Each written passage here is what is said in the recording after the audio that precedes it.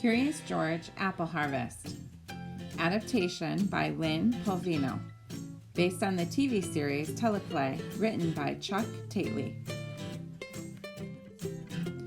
It was harvest time, and Mr. Rankins needed help picking his apples.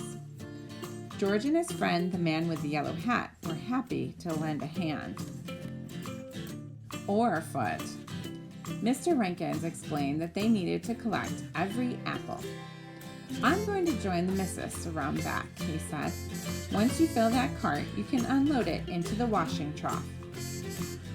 Mr. Rankins took his cart full of apples to the barn and dumped them into the water. It must be their bath time, George thought.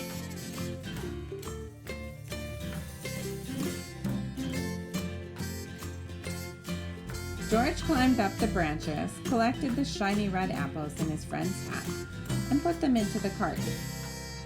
What fun! High up in the tree, he saw Jumpy Squirrel picking apples too. George decided to help. He took Jumpy's apple and tossed it into the cart with the rest of Mr. Rankin's apples. But Jumpy wanted that apple for himself. He leaped in to take it back, and George tried to stop him. "Easy now, George. That lever releases all the apples," said his friend.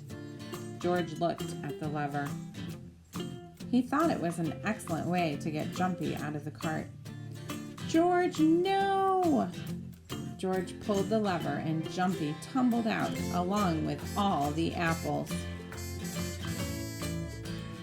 "That's okay," said his friend with a sigh. "We can gather them up again." But Jumpy had found his apple, and he ran to hide it in the barn.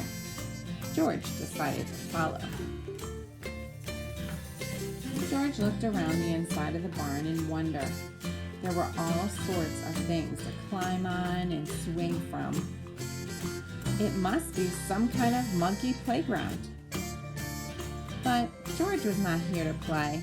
He had to get that apple from Jumpy. If only it weren't so dark in the barn. He found the light switch and flipped it on. Everything moved. It was a machine, not a playground.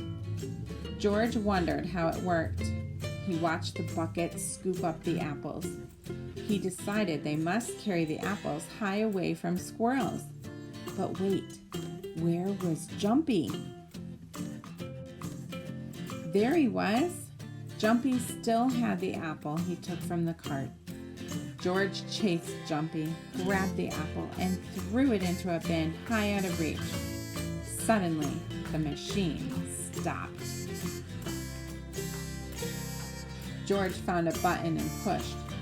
The machine started again.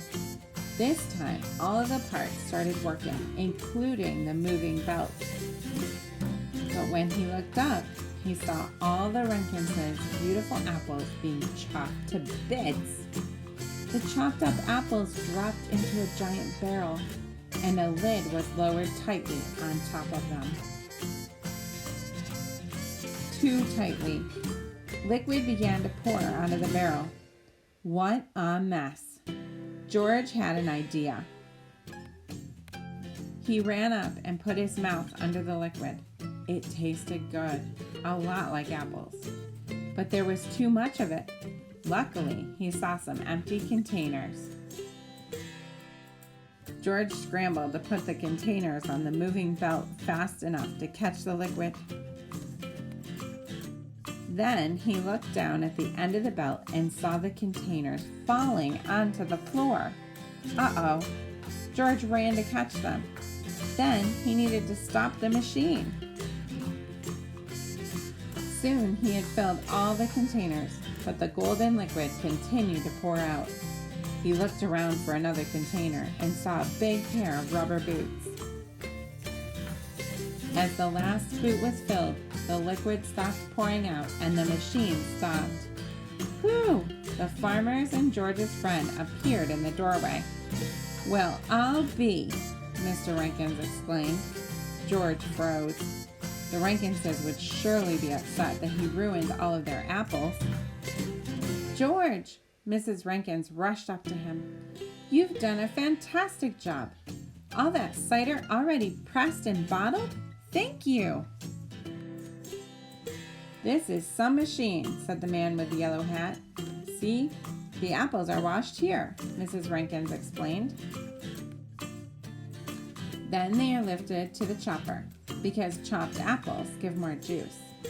The juice is pressed out of the apples and then bottled. George had not ruined the apples after all. He turned them into cider. Mr. Rankins handed an apple to George. Here, you've earned it, he said. George knew someone who wanted the apple more than he did. He'd had enough apples for one day.